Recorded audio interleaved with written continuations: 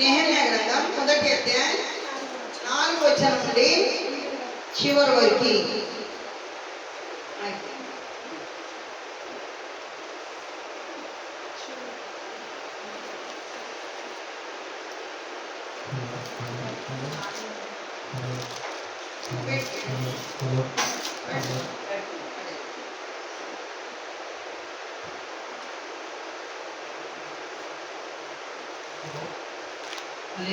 హల్లెలూయా.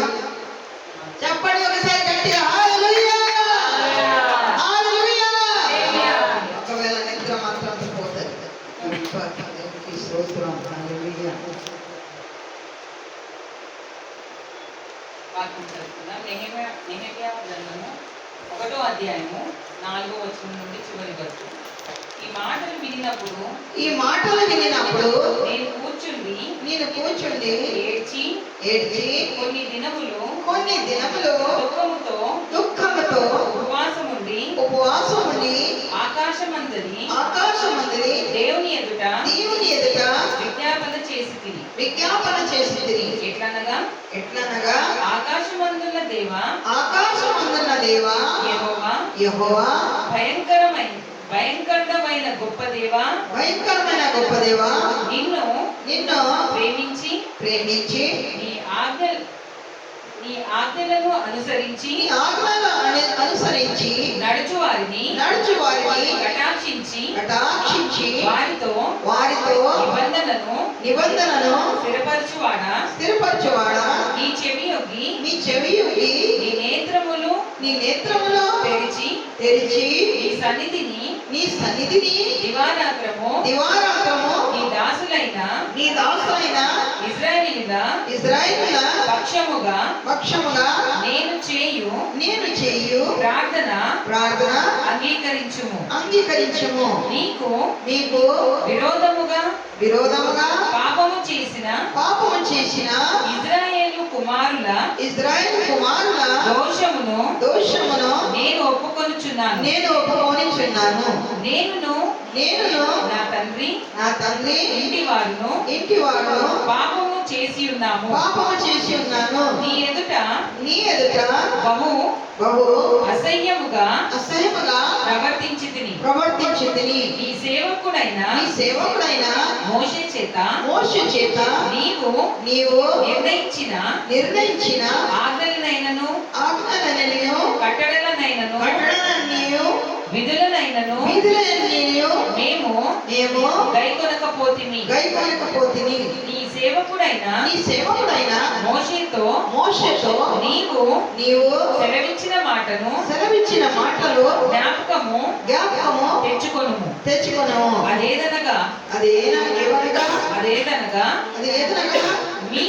మీరు అపరాధము చేసిన ఎడల జనులలోనికి మిమ్మును చెదరగొట్టుదును. అయితే మీరు నా వైపు తిరిగి నా ఆజ్ఞలను అనుసరించి నడిచిన ఎడల భూదిగంతముల వరకు మీరు తోలివేయబడినను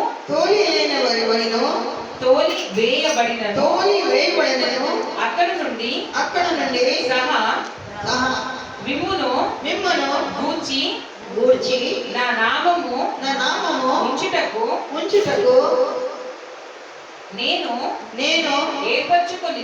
ఏర్పరచుకొనిన స్థలమును మిమ్మును రప్పించెదనని నీవు సెలవిచ్చితివి కదా. చిత్తగించుము. నీవు నీ మహా ప్రభావమును చూపి నీ బాహుబలము చేత విడిపించినని దాసులకు దాసులకు నీ జనులు మీరే వీరే మీరే యెహోవా యెహోవా చెవియొగ్గి నీ దాసుడనైన నా మొరను నీ నామమును భయభక్తులతో గణపరచుటయందు ఆనందించు నీ దాసుల మొరను ఆలకించి ఈ దినమందు నీ దాసుని ఆలోచన సఫలపరచి ఈ మనుష్యుడు నాయందు దయచూపునట్లు అనుగ్రహించుమని నిన్ను బతిమలాడుకొనుచున్నాను అని ప్రార్థించి నేను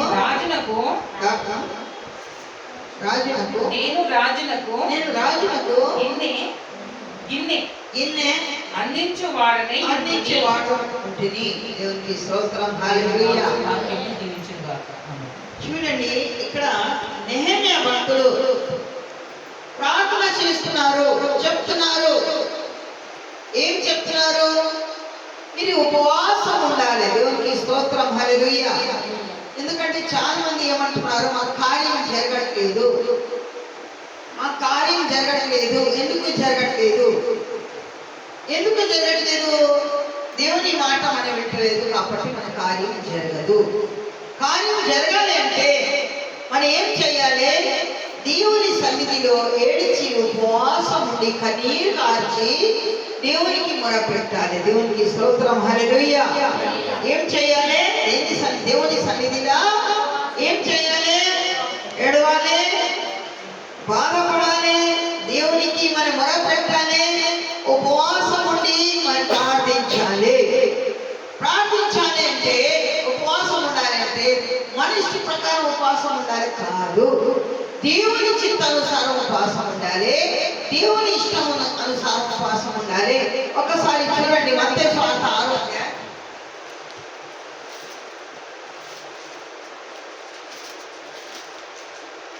మత్తయి సువార్త 6వ అధ్యాయం.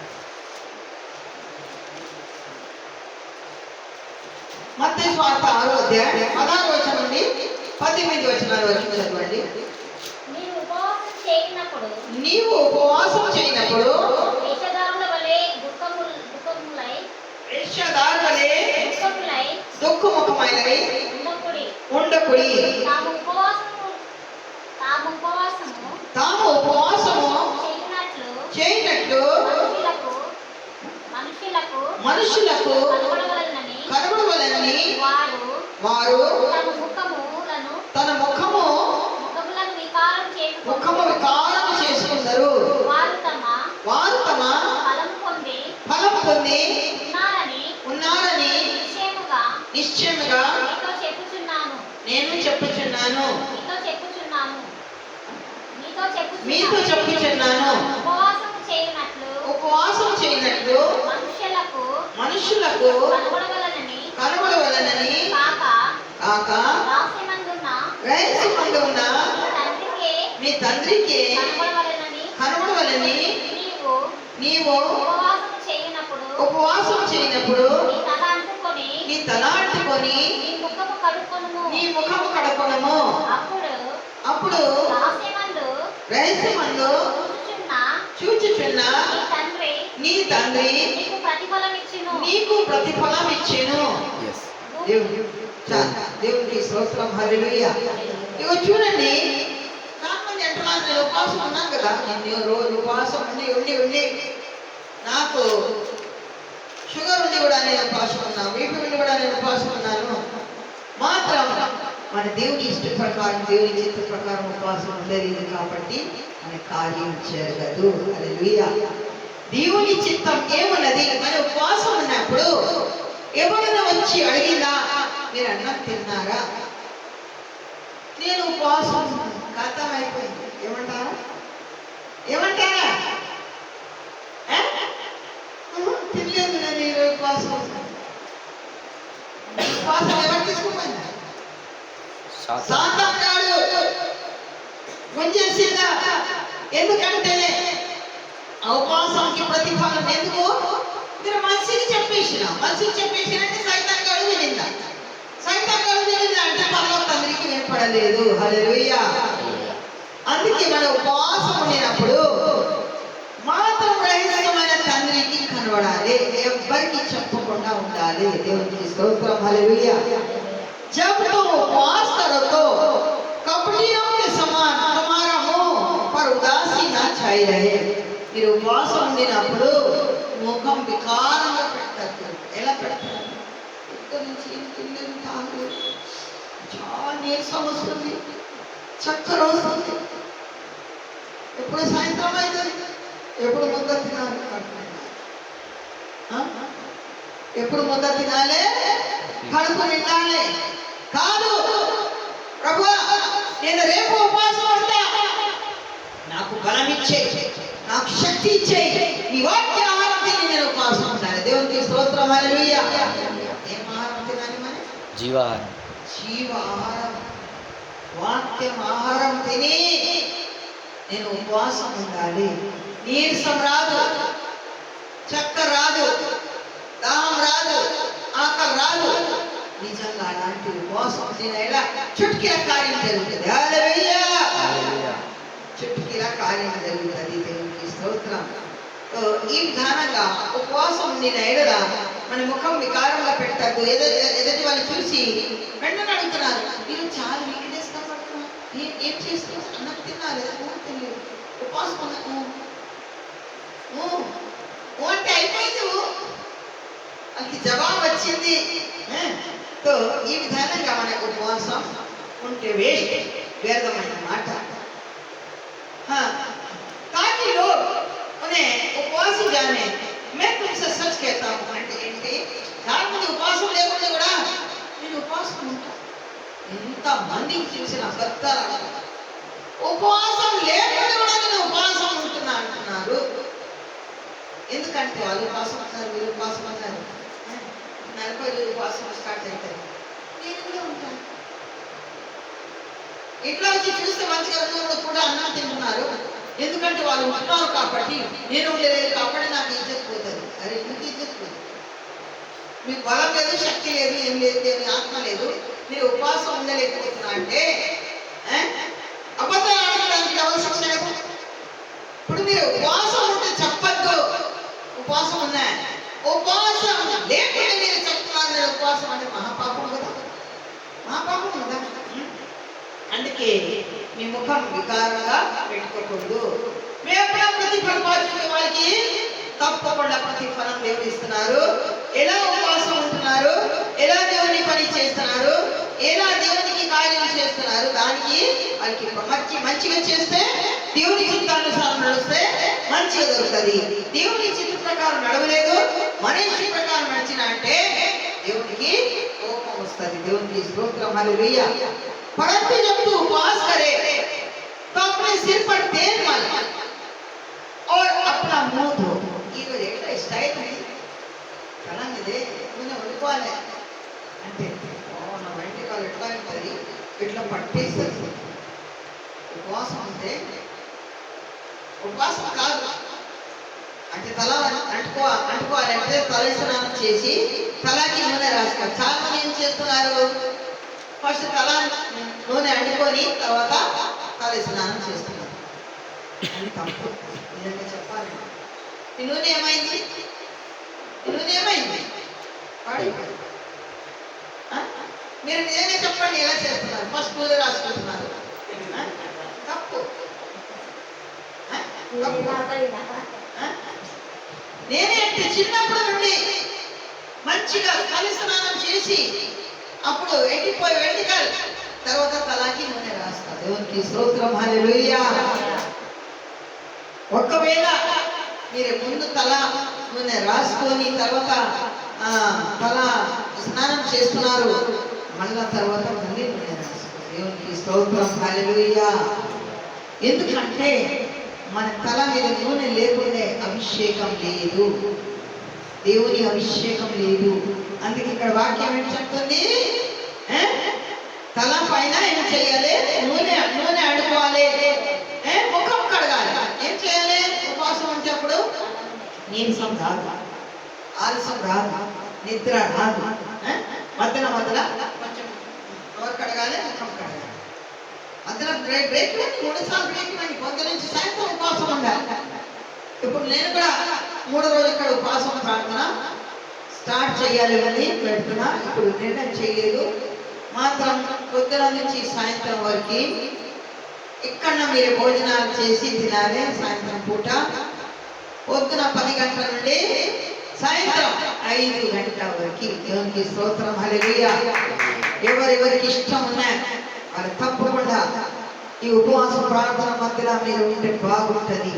దేవునికి స్తోత్రం. ఇంకా ఎవరైనా వస్తే అందరికీ జమ చేసి పెడితే కూడా బాగుంటుంది. దూరం వాళ్ళు ఇక్కడ 3 రోజుల నుండి ఉపవాసం ప్రార్థనలో ఉండాలి, పాల్పొందాలి. దేవునికి స్తోత్రం. ఈ విధానంగా దేవుడి మాట పట్టి మనం ఉండాలి. తల అంటుకోవాలి, ముఖం కడగాలి. ఎందుకంటే మన తండ్రికి మాత్రం తెలియపరచాలి. ఆయన రహస్యమైన తండ్రి, పరలోకంలో ఉన్నారు తండ్రి, స్వర్గంలో ఉన్నారు తండ్రి. మనకి ప్రతిఫలం ఇస్తున్నారు. హల్లెలూయా. మనకి ఏ ఫలం ఇస్తున్నారు? ప్రతిఫలం ఇస్తున్నారు, మంచి ఫలం ఇస్తున్నారు. దేవునికి స్తోత్రం, హల్లెలూయా. ఎందుకంటే రహస్యమైన తండ్రి మీ ఉపవాసంకి ప్రతిఫలం ఇస్తున్నారు. ఎవరికి చెప్పకుండా మీరు ఉపవాసం ఉంటే మీకు దానికి ఫలం దొరుకుతుంది. అది మనిషికి ఏముంటుంది?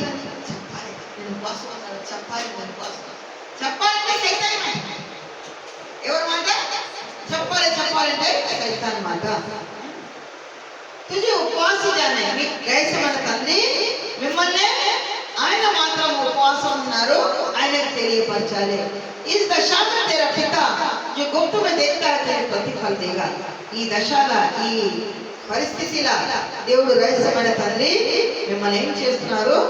ఆశీర్వాదం ఇస్తున్నారు, ప్రతిఫలం ఇస్తున్నారు, మీకు కార్యం జరిగిస్తున్నారు. దేవునికి స్తోత్రం కలుగును గాక. ఇక్కడ మళ్ళీ నెహెమ్యా గ్రంథం 5వ వచనం.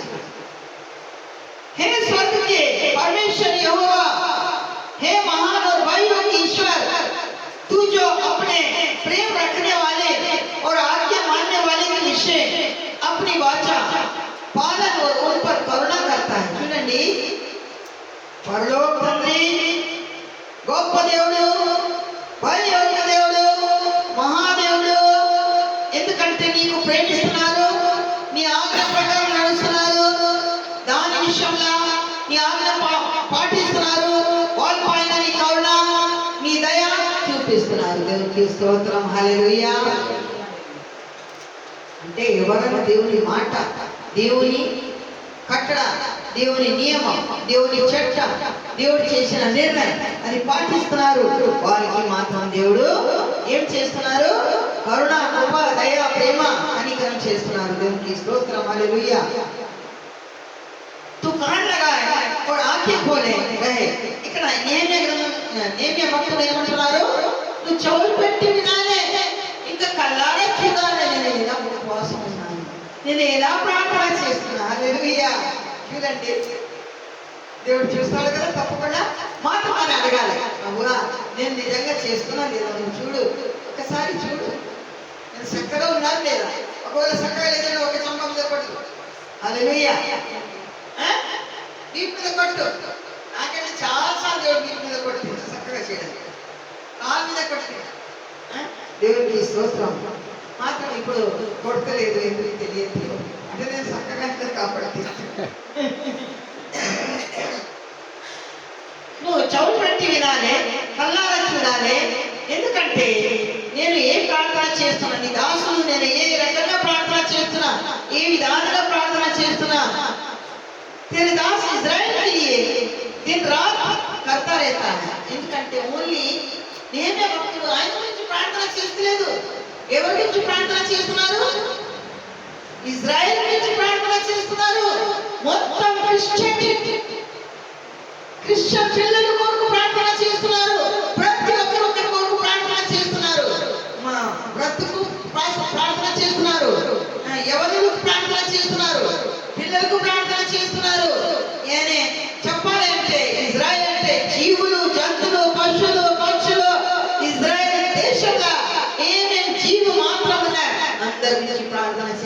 హల్లెలూయా. నిజంగా మన ప్రార్థన చేస్తున్నట్టే కొందరు మన ఇంటి తప్ప ఇంకా వేరే వారి గురించి, ఒకవేళ ఇంట్లో మనం ప్రార్థన చేస్తే మన దగ్గర ఉన్న ఒక్క పెళ్లి గురించి కూడా ప్రార్థన చేయాలి. హల్లెలూయా. వాళ్ళు కూడా ఆరోగ్యం మంచిగా ఉండాలి. ఎందుకంటే వాళ్ళు మనకి ఏం చేస్తున్నారు? రక్షిస్తున్నారు. ఎవరు దొంగకి రాణిస్తలేదు. పిల్లి ఏం చేస్తుంది? ఎలకాకి రాణిస్తలేదు, కాపాడుతుంది కదా.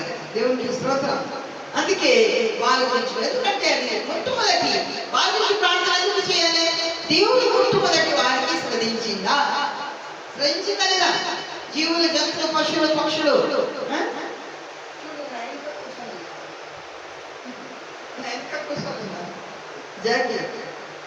तू कान लगा।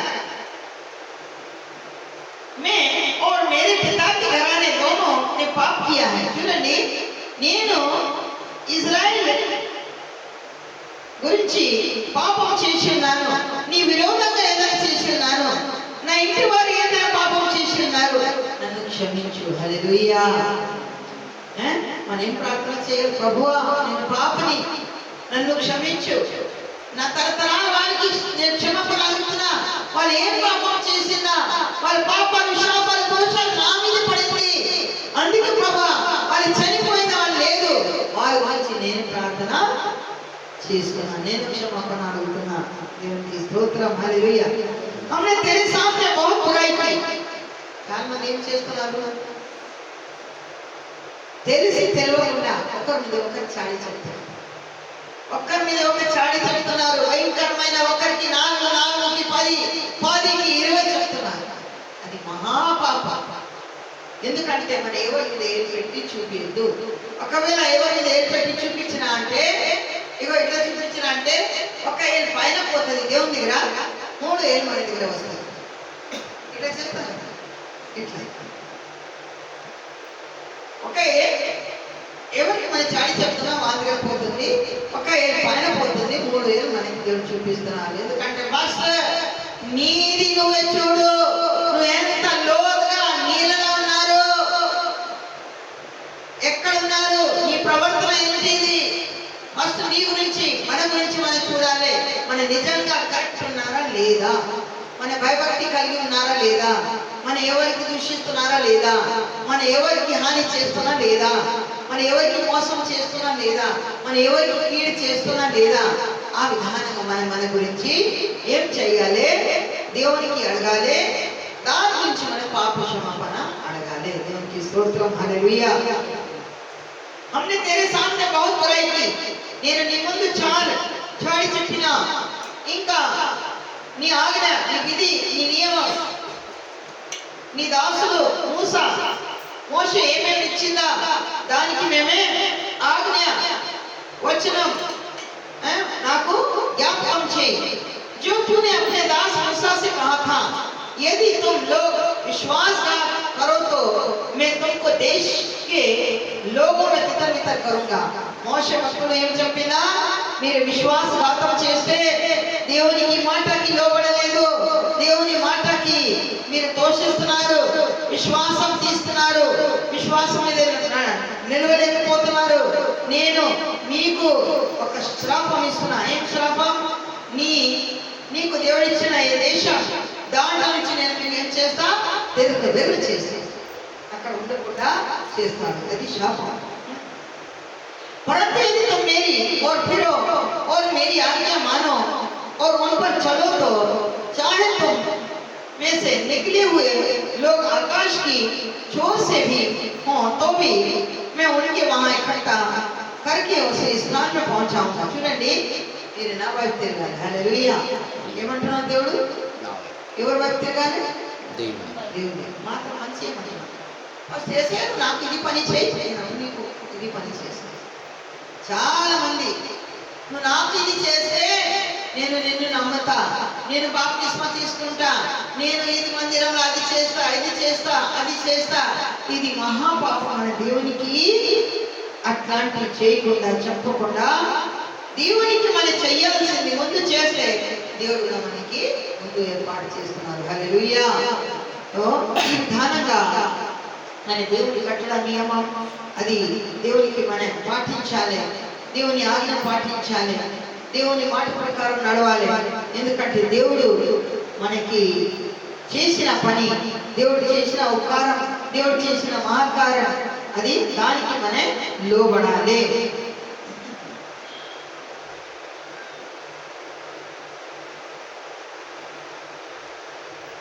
अपने नाम के निमित्त, नाम के निवास के लिए चुन लिया, నా నామం పట్టి మిమ్మల్ని ఏం చేసినా ఏర్పరచుకున్నా.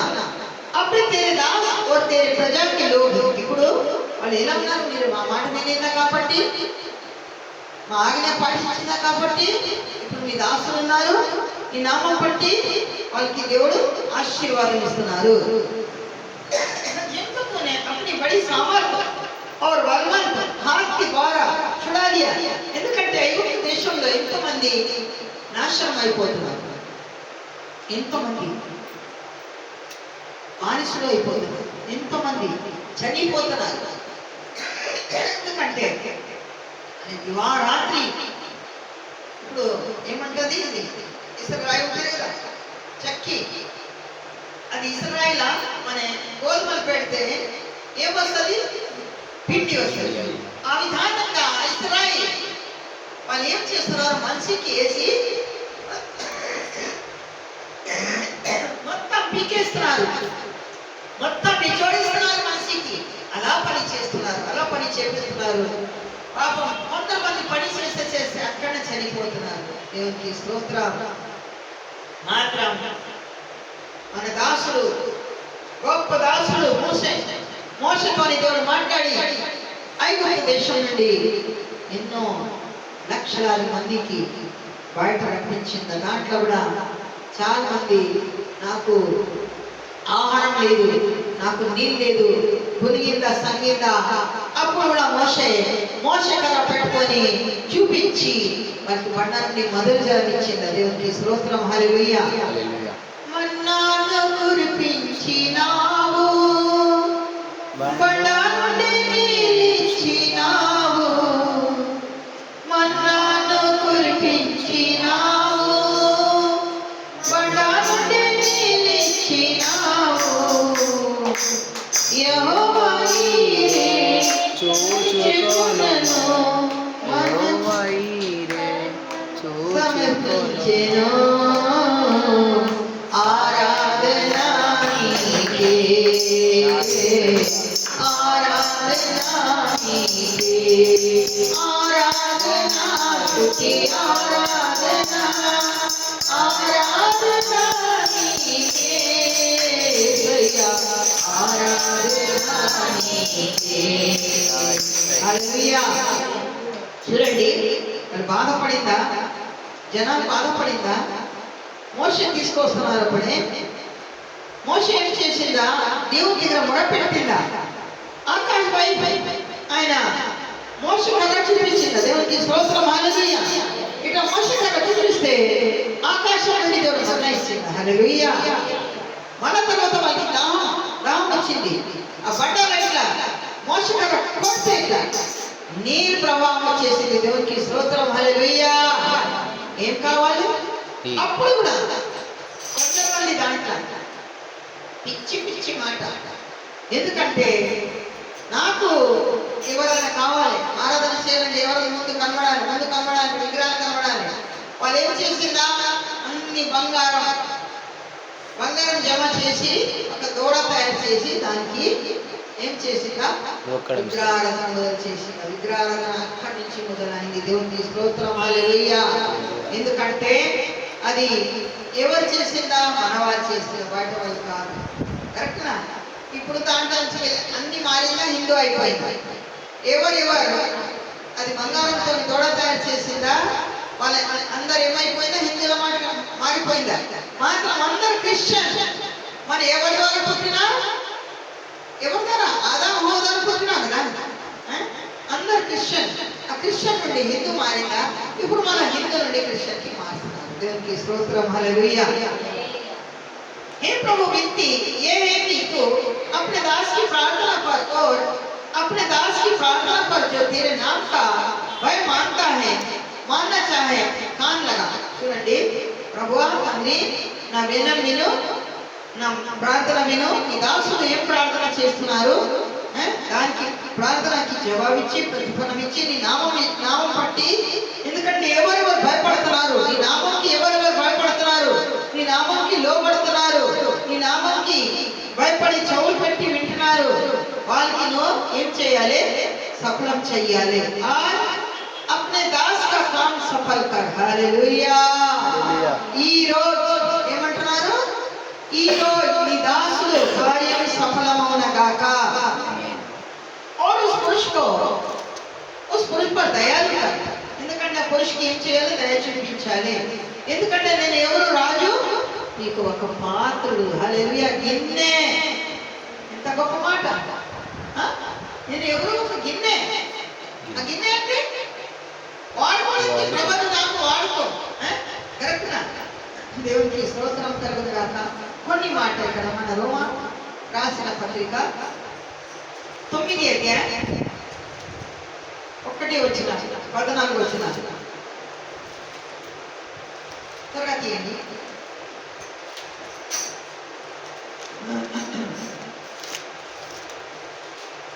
రోమా రాసిన పత్రిక. కాబట్టి